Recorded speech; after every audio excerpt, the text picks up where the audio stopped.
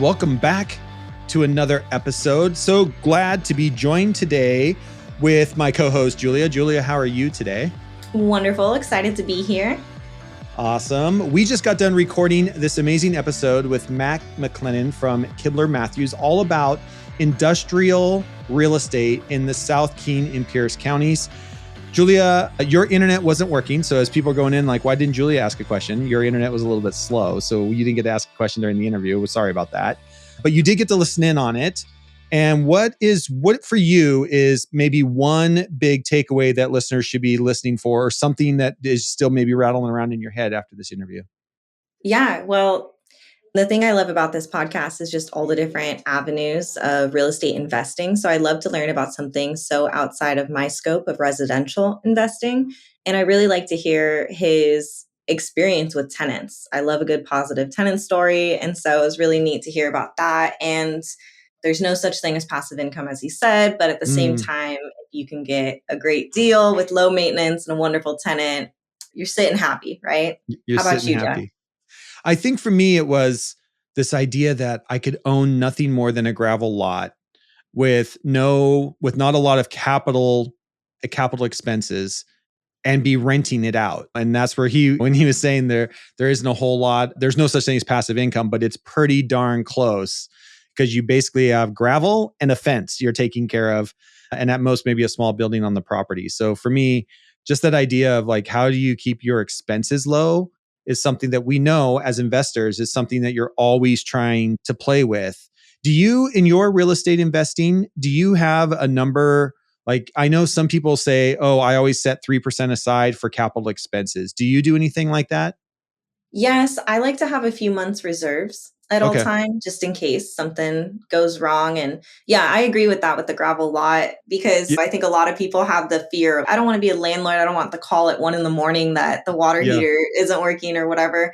There's no call at 1 a.m. for a gravel lot. It's so true. It's so true. Yeah. Yeah. You don't get a call saying that there's a rock stuck in my tire. That doesn't happen. Yes. Yeah. So Yeah, right well, now I have a few months reserves because I only have the one extra door and not right. including mine. What about you with having 22 doors? What's crazy is I think we try to keep about $20,000 in cash, and that is to cover kind of everything. And I don't know why that number it just feels right to me for us. Yeah. That's basically $1,000 per door. That is if tenants don't play for a couple months and we have to pay a mortgage payment, or if there is a roof leak and we have to repair a roof, that's about half that. And so my hope is that 2 roofs don't fail at the same time. Yeah. And it's not actually, I guess, I don't think of it as a percentage. It's just, I feel comfortable when that accounts at 20,000. And when it's not at 20,000, I try to do everything I can to get it back up there. But that's just always been a comfortable number for me. But I don't know. I don't think it's an actual percentage. It just feels good. Yeah, no, that makes sense. I definitely get that. And honestly, it's comforting to hear you say that, because I would say we're the same way, where we just look at our numbers and are like, how do we feel about this? Yeah, how do we feel right now? Is that okay? So I would say right now we're feeling like a little higher number would be more comfortable. Yeah, there you go. Yeah. And we go through that too. We're just like, yeah, that we could use a little bit more money in that account. Yeah. Awesome. I'm excited for people to learn more about the industrial business, industrial real estate in the greater King County area. Again, Matt works for Kibler Matthews. If you are interested in this space, this is an amazing episode. If you're new to real estate investing and you only think that real estate is houses and homes and apartments, another great just insight into all the different ways that you can invest in real estate inside the state of Washington. It's such a great episode. I'm really excited to get you over there. Here is Matt McLennan from Kibler Matthews talking about industrial leasing and sales in the South Keen and Pierce counties. He has been in this business now for 8 years. He's coming out of the wine and spirit industry. You're going to hear more about that. Such a great interview. And with that, on with the show.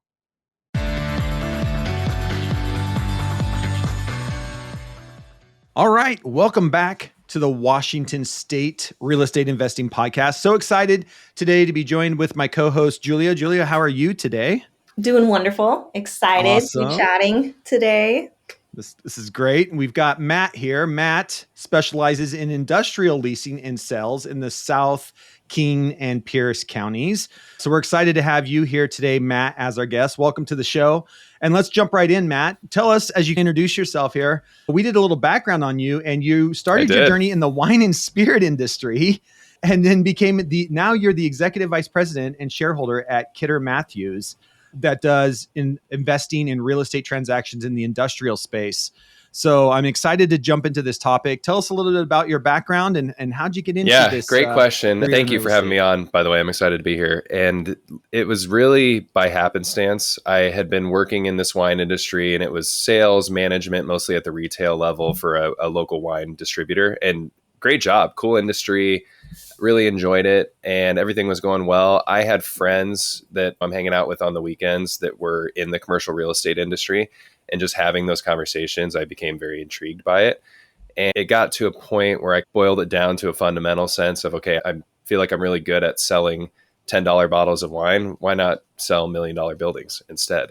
And since I had friends in the industry, one of them happened to work at Kidder Matthews. I got introduced to management at Kidder Matthews, started going down the path, and then just really never looked back, took the leap of faith, got into brokerage. Anyone who's been in brokerage or knows brokerage, that those first few years are brutal. So just grinding my way through that. And then here we are many years later, still doing the same thing.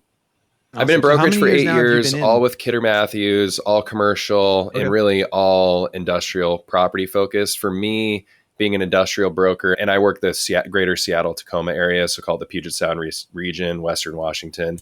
But for me, I do limit myself to the, call it industrial property type, but within that, there's leasing, sales, development, investment, just about anything that touches industrial oriented real estate, landlords, tenants, buyers, sellers. I do it all. Awesome. Can you give us some examples? Like when you say industrial real estate, we're talking warehouse to your point, there's several types. Most people think, at its most fundamental sense, for people that don't know it, think Amazon, right? Where they have their big warehouse building and they have racks of boxes of products and everything that you're ordering, and it gets picked from the racking and packaged up and shipped to your door. But that's a really basic way to look at it. There's obviously manufacturing facilities. For Boeing's a big employer in Seattle. There's a lot of aerospace parts that are built, assembled, and shipped out of here. Another component of industrial real estate is like industrial outside storage, or IOS, as we call it, which is, because we're a port-driven market. We have the Port of Seattle and the Port of Tacoma. So we have a lot of containers coming from overseas on those big container ships. They get picked up at the port, put on trucks, and driven out. But a lot of those trucks, those truck chassis, those containers have to live somewhere when they're not being used. So think like a big 3-acre graveled lot where just all these trucks and containers and everything are parked. You've probably seen pictures of that kind of use in the port, but it's really, those are the big three. It's distribution centers, manufacturing warehouses, outside storage yards. You can go in a lot of different directions from there, but that, at its most fundamental sense, that covers most of it. So Matt, with your specialization in the industry leasing and sales, what are some unique market trends that you are seeing right now in the region? Are there things specifically that you are seeing leasing? Is there a need right now? It's been really interesting. The big shift in, call it the greater global commercial real estate market, but it locally here too, is when interest rates started rising 2 years ago. We've seen it affect real estate, both commercial and residential, across the board. And while that has a big effect on values and rents and the economics associated with commercial real estate, it hasn't necessarily had the biggest impact on how industrial real estate specifically is used. So it's been interesting because I think that's put a downward progression on the market compared to where things were 2 years ago, and even 5 years before that. We were following this upward trajectory, and then the curve really started to inflect. And then 22, when the rates started, it just started getting bumpy. But to your question, and what am I seeing out there? What are the trends? What's coming? I think tenants, particularly operators, industrial buildings, are getting really sensitive to their costs, because I think costs have gone up for just about everything across the board. So they're being much more mindful of how much space are we using? How much space are we paying for? What does that cost on our bottom line of all of our costs associated with doing business? And similarly, landlords are experiencing a lot of the same thing. Insurance rates and premiums have been skyrocketing. Property taxes keep going up. For the landlords that need to build new industrial buildings, cost of construction is still at arguably record highs.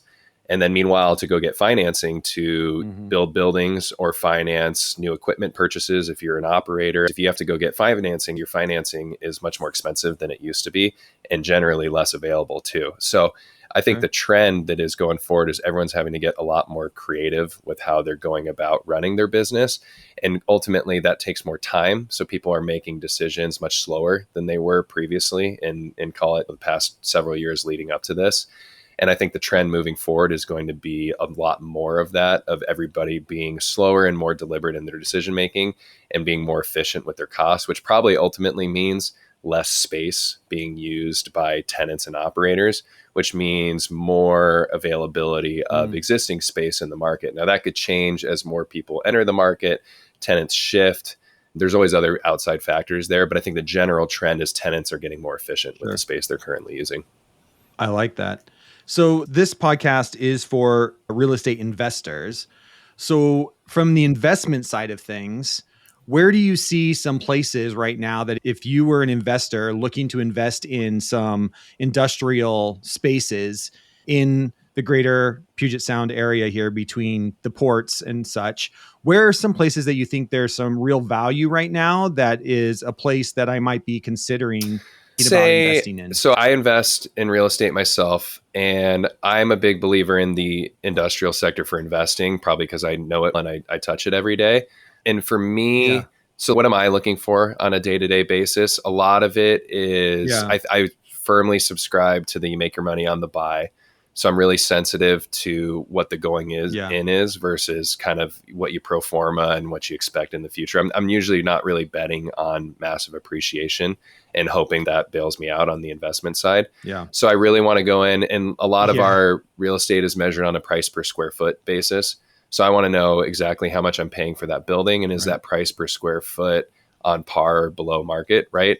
Value add in industrial real estate is a huge way to be successful in your investments. So looking at something like a building that might be functionally obsolete, has issues with it, it could be reconfigured, it has a long-term tenant that hasn't been paying rent on time or appropriate market rent, something that you could go in, you buy it today, you need to be patient, spend some time, spend some money, work with your existing tenant. And ultimately, but your going in price was dictated on the current situation. You fix those things, think like a rehab of a residential house and a flip. And then your valuation of that property is significantly higher. You can go get financing based on that new valuation. Your cash on cash returns tend to improve quite a bit. So that's the baseline thesis on how I go into it. But like one thing in particular that I think is really interesting is this industrial outside storage sector, this subsector of real estate that I mentioned. We keep calling it IOS. IOS has been around forever. The Port of Seattle and Port of Tacoma are nothing new. We've been storing containers outside and doing all this work forever. But it's now become an investment class, which is really interesting because, and the reason being is they're not making more land. We all know that. And as more buildings get built, zoning changes, cities are getting stricter with how industrial real estate is being utilized. The sector of IOS lands available has been shrinking. Meanwhile, the demand for it has arguably been increasing, because even though container volumes in the ports may be up and down on any given day of the week, we're ordering more stuff online. The consumer is consuming more, right? Which means more goods are coming from overseas, more containers, more trucks, more chassis. They need more places to be stored. And so I see the thesis of IOS and the future of it only continuing to improve. Meanwhile, a lot of people don't understand it, or they don't even know about it.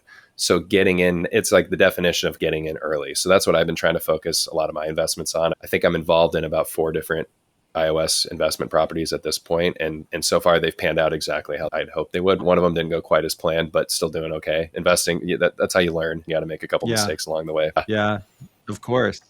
And the upkeep on these, I'm thinking, has got to be pretty minimal, because I'm just picturing like a gravel parking lots with a barbed wire fence for security, or some kind of security perimeter with some kind of automatic gate at the front, or whatever the gating system is that a client would need. But after that, you're spot on. That's arguably probably the most attractive point about it, is you could buy it day one and day two. Maybe you spend a little bit money fixing broken fence, laying some new gravel down. Some of these, a perfect site would have a small building on it that has like a little office and a little shop that somebody could pull a truck into and do some maintenance or store tools in or whatever. So if you do have a building, obviously then you have building maintenance that goes along with that. But to your point, the upkeep and the capital improvement costs are much more minimal than other sectors of investment class real estate. And the thing I like about it too is a lot of these properties can be single tenant properties too. So while on one side you can look at the investment as more risky because if your one tenant goes away, there goes your cash flow. But when you have one tenant on your property, one source of rent, one point of contact, and it's a property that really doesn't require maintenance. I have one of my properties that we put a tenant in 2 years ago, and I haven't had to talk to him once in 2 years. And he pays his rent on time every month. There's been no problems with the property. And it's like, we joke about passive investments. Everybody in the world, I want passive real estate investments, passive income. There's no such thing as passive in real estate. Like it's active. It can be passive, but it does have active components to it. I would say, though, that example I just used is arguably the most passive investment I've been able to find to date. A lot of work up front to get it to that point. But now that I've started the clock, it's just running. It's great. What more can you ask for? Yeah. When you're running numbers, are you running based on cash flow? Is that kind of your thing? You're looking at, are you looking at cash on cash return for these properties? Because as you mentioned, you're not looking at so much appreciation. We know, especially around here, I think appreciation is going to be really slow in these larger markets. So are you looking at cash on cash return? Are you looking to cash flow a certain amount? Okay, I've got this. I need to cash flow $1,000 a month or $15,000 a month or whatever your number happens to be. How are you running your numbers going in? I think my first basis is what am I paying for the physical real estate, right? Do I think the land price or the building price is appropriate and in line with what I'm comfortable paying for a property? Okay, that's like box one that has to get checked. Box two, then really being cash flow. So being on the brokerage side, obviously I have a really good pulse on what's going on in the market, what are correct prices, what are correct rental rates, how long do I think it'll take me to find a tenant, and what is that tenant willing to pay? So now if I've already made it past step one, which is that I fundamentally agree that the value of the real estate is correct and something that I'm willing to do. Okay, I know what I'm paying now. What do I think I can get in rent, and how long and how much is going to cost me to get that rent? And then what's my rate of return on that rent? For me, my goal is usually double digits. I want 10% or more if I can on my return. And sometimes you might have to achieve that over time. And I'm okay with that if a lot of the other boxes get checked. But if box one of fundamental value and box two of rate of return aren't there, then it's usually a pass at that point. I like that. And from a year to year increase, are you able to increase your rents based like on inflation? Do you use like an inflation number in industrial real estate around, okay, we know that inflation is up, or we know that property taxes just went up by 3%. We're going to have to raise our rental rate by 3%. It's a very interesting question, and it's changed really as of late, although not dramatically. The longest time we here in the Puget Sound region, it's just 3% annual increases. Pick your lease, pick your building, pick your location. The rent just goes up by 3% every year. There were historically a lot more leases that were tied to CPI, but people got away from CPI because that kind of becomes a headache of trying to calculate and recalibrate every year. And I think tenants and landlords both just got comfortable with, we're just going to increase it at 3% annually. So we rode this 3% wave for arguably decades. And then go back to probably starting really coming out of the pandemic, where everything started to, especially inflation in particular, started to go up at such a rapid clip. And rents, industrial rents here in our region started going up at 8, 12, 15% a year. And so all these landlords are like, whoa, like rent went up 12% in 1 year and I'm only getting a 3% bump. This isn't fair. And the tenants, while the reason they sign longer term leases is to lock in and understand what their costs are going to be over a period of time and increases. At the same time, it's not exactly a hard conversation to go, hey, in your 5-year lease, rents went up 50%. So what does that change to? Pretty much all of them now have bumped to 4%. So it's still a pretty marginal increase. Now, the argument against, of course, is that in a down market, rents might be going flat or down, but you're still paying a 4% increase over time. So I still think the tenants win in my mind at a 4%. If you're doing a 5-year lease, more often than not, even at 4% increases, the tenant probably still comes out on top at the end of the day. But for the landlords, still at the end of the day, they've got security, they've got their cash flow, and it's increasing every year. So in my mind, it's still a win. Yeah. I'm still making 10 or 12% return. Yes. If that's my number, we're trying to set up win situations here. I need my number. My number is 10 to 12% returns. You need your number and you feel like you're winning on your end because over time you're going to be saving some money. Yeah. Game over, man. We're playing ball now. I like that. I love that. That's a great way to look at it. Talk a little bit about how technology is maybe changing the sector a bit with things like finding real estate or finding tenants. Is technology playing a role in any of this and disrupting some of the ways that industrial real estate is found and tenants are The answer finding is yes. Commercial spaces? real estate as an industry, I always poke fun at it because I swear, as an industry, we're still in the archaic dinosaur age. You got to know to a certain degree, but also property. there's been a significant resistance over time to embrace technology. I look at residential, for example, and residential brokers seem to be much more on it, especially from a personal self-marketing standpoint. I think residential brokers school commercial real estate agents. And I saw that and I was recognizing that. And for my own personal business, I saw that as a huge opportunity because it was like, no one else is doing this. And it's like the definition of low hanging fruit. So there's the personal marketing side where I think there are so many other digital components to self-market yourself as a real estate professional. But then beyond that, as far as we often call it prop tech, property tech, right? There's more and more softwares coming out every day. CRMs have been around forever. There's a lot of software-based understanding financing associated with commercial real estate. When are loans due? What are those loan amounts? Understanding when an owner has a note coming due, which means they need to make a decision, which usually when you need to make a decision in commercial real estate, that's an opportunity for an agent to get involved, whether it's on a brokerage transaction or maybe an investor trying to acquire a piece of property. So the answer to your question is yes. Obviously, AI is a huge buzzword right now. I do use AI a little bit in my business. I haven't quite figured out exactly how I want to integrate it into all my processes. I use a software called Monday. It's monday.com. It's awesome. It's Monday. It's a task-oriented software.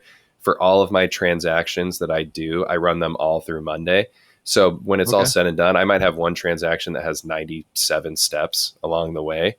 And because a commercial transaction does have, I'd say compared to residential, where it's tour, write offer, 30 days, get your financing, close. And in comparison, a lot of these commercial transactions have so many more nuances that I think brokers who aren't organized and don't have a system like that, they miss things. And in missing things on a $5 to $10 million commercial transaction can be significant dollars. So having a system like that in place, it's paid huge dividends for me. I think my clients recognize and know it because I'm more on top of it than my competition. There's a lot out there technology-wise that you can utilize. It's just figuring out how to integrate it into your business. And it's interesting because Julia here is really into the technology and the social medias as well.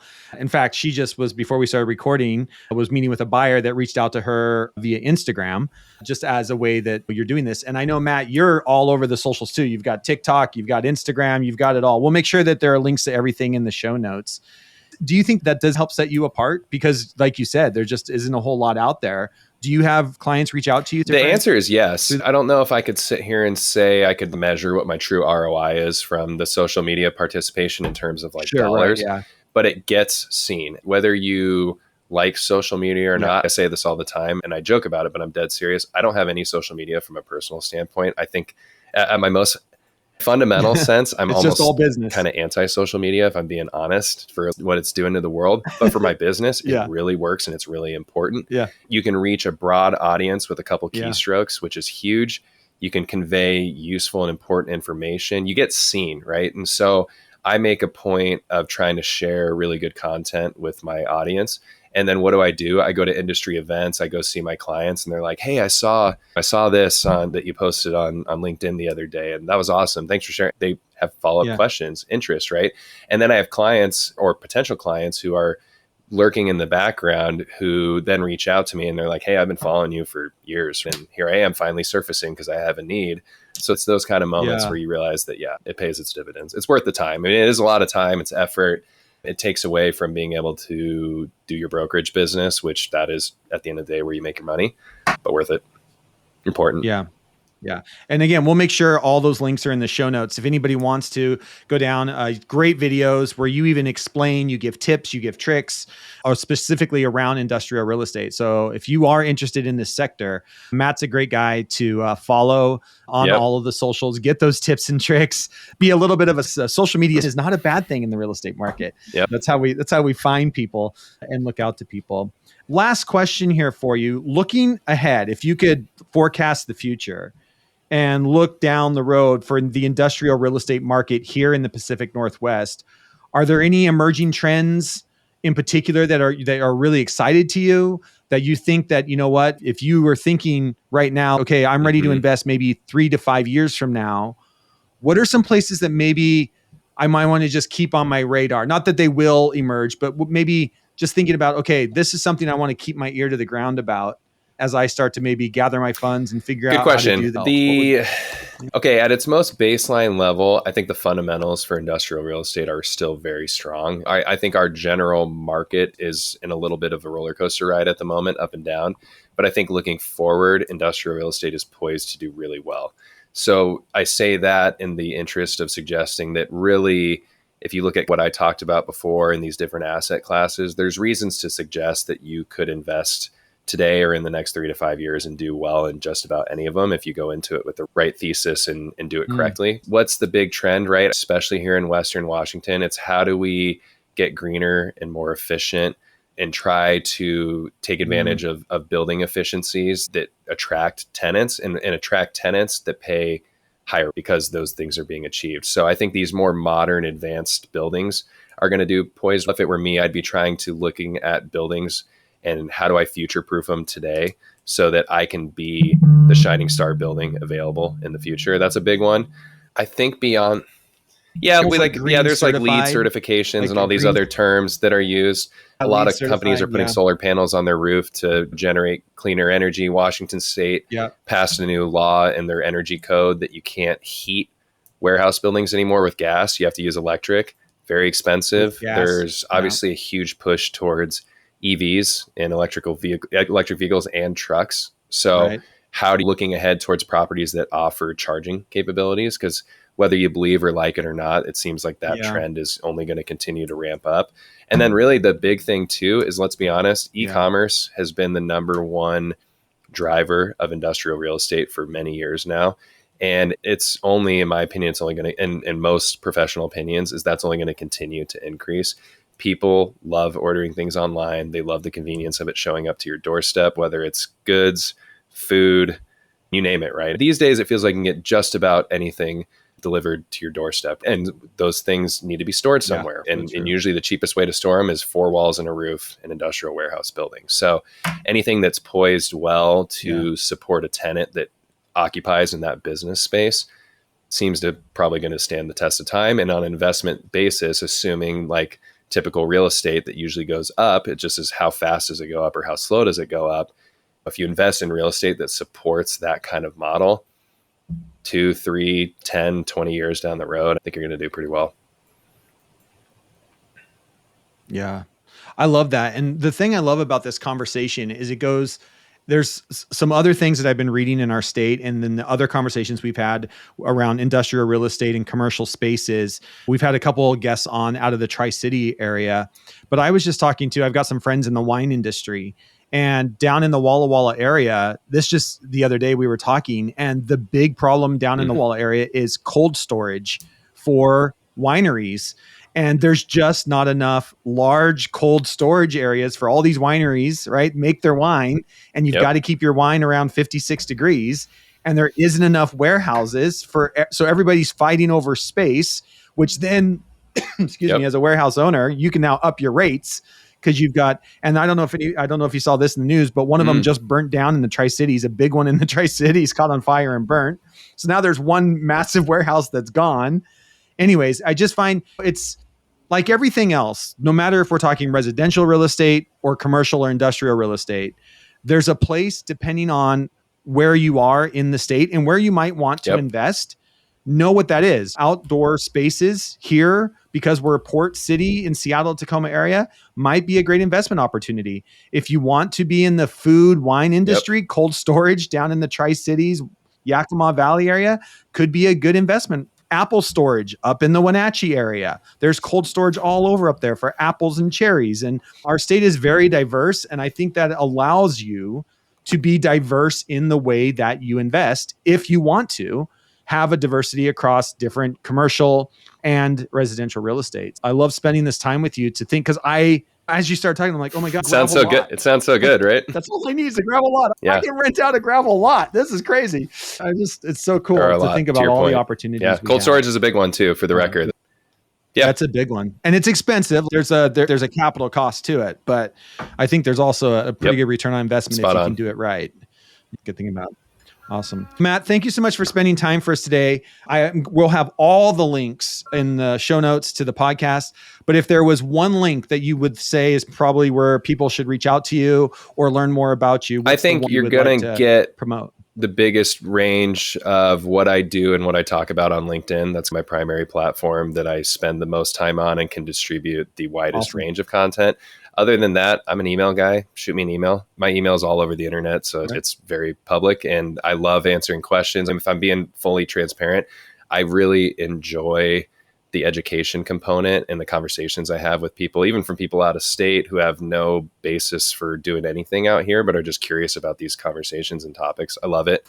So by all means, I'd encourage anybody to reach out to me, again, through the socials, through email, whatever it may be. Always happy to engage. Awesome. And that's good to know because we are a Washington State focused real estate podcast, but our second largest state that listens to us is California. And we've actually had investors in California who are investing up here reach out to people. So know that Matt is open to that too. We'll make sure that LinkedIn is over there, but LinkedIn is Matt McLennan, all one word, MattMcLennan. And you can find that on LinkedIn. And again, that'll be in the show notes and all over social as well. Matt, thank you so much for taking time out of your busy schedule to be with us here today on the podcast and learn all about industrial real estate here in the greater Jeff, Julia, thank you. This was awesome. Region. Glad we could do it.